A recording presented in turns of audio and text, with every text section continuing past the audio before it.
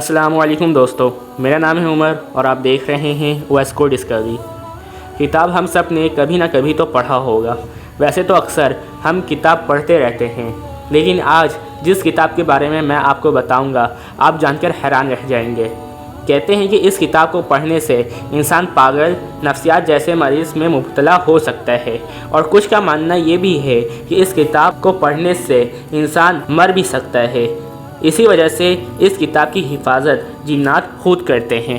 الشمس المعروف الکبریٰ نامی کتاب ہے جس کے بارے میں بات کر رہا تھا۔ یہ کتاب 6 صدی ہجری میں عربی زبان میں لکھا گیا۔ یہ کتاب روحانی عمل میں خاصا عبور حاصل رکھتا ہے۔ کہتے ہیں کہ 6 صدی ہجری میں ایک عالم جو روحانی عملیات میں ماہر تھے، انہوں نے یہ کتاب لکھی۔ وہ جنات کو قابو کرنے میں ماہر تھے۔ یہ کتاب لکھنے کے بعد ایک عرصے تک اس کو توجہ حاصل نہیں ہوئی۔ کچھ لوگ جب اس کتاب کو پڑھنے کی کوشش کی تو یا تو وہ پاگل ہو گئے یا ان پر جنات حاوی ہو گئے۔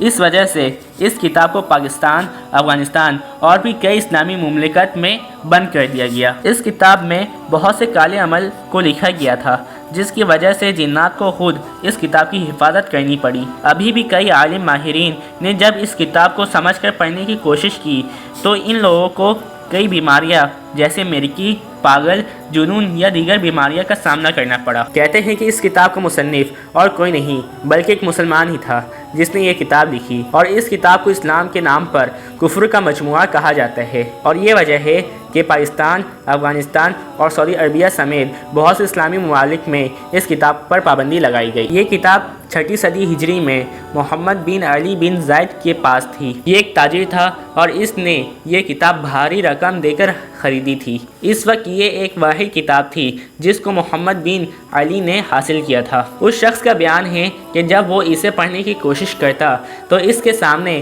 ایک کالا دیو ہیکل آ جاتا جس کے جسم میں خاصا بال تھا، اور اس کے چہرے کی نحوست سے وہ بے ہوش ہو جاتا۔ اس نے کئی مرتبہ اس کتاب کو پڑھنے کی کوشش کی، لیکن ہر مرتبہ اس کے ساتھ ایک ہی حادثہ پیش آیا۔ آخر میں اس نے یہ کتاب ایک عالم دین کے حوالے کر دیا۔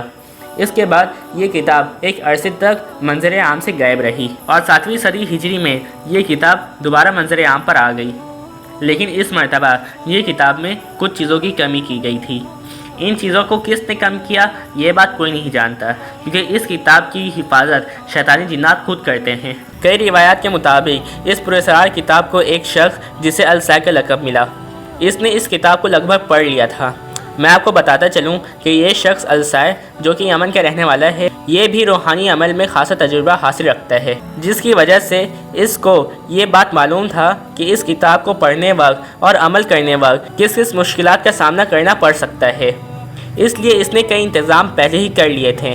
یہ شخص اس کتاب کے جب آخری مرحلے کو سر انجام دینے کو پہنچا تو جنات نے اس کو قبر میں گرا کر اسے بے ہوش کر دیا۔ السائے ایک عرصے تک اس قبر میں بے ہوش پڑا رہا، اور جب اس کی آنکھ کھلی تو اس نے ایک سڑک میں خود کو عجیب و غریب حرکت کرتے ہوئے پایا۔ بعد میں اس نے بیان کیا کہ جب میں بالکل اس کتاب کے آخری مرحلے کو سر انجام دینے پر پہنچا تو اسی وقت کسی نے مجھے دھکا دیا اور میں قبر میں گر گیا، اور کہا کہ میرے قبر میں گرنے کے بعد کسی نے میرے سر پر بہت بڑا پتھر مارا جس کی وجہ سے میں بے ہوش ہو گیا۔ مزید حیران کر دینے والی بات یہ ہے کہ السائے کو بے ہوش ہونے سے پہلے وہ سارے عمل جو اس نے کیا تھا وہ سب بھول گیا تھا۔ اسے وہ کوئی عمل یاد نہیں تھے جو اس نے کیا تھا۔ لیکن آپ اس بارے میں کیا کہہ رہے ہیں؟ اپنی قیمتی رائے کے ساتھ ہمارے ساتھ ضرور شیئر کریں۔ جاتے جاتے ہمارے اس ویڈیو کو لائک کریں اور سبسکرائب کر کے بیل آئیکن پریس کریں۔ ملتے ہیں ایک اور نئی ویڈیو میں، جب تک کے لیے اپنا بہت سارا خیال رکھیے گا۔ اللہ حافظ۔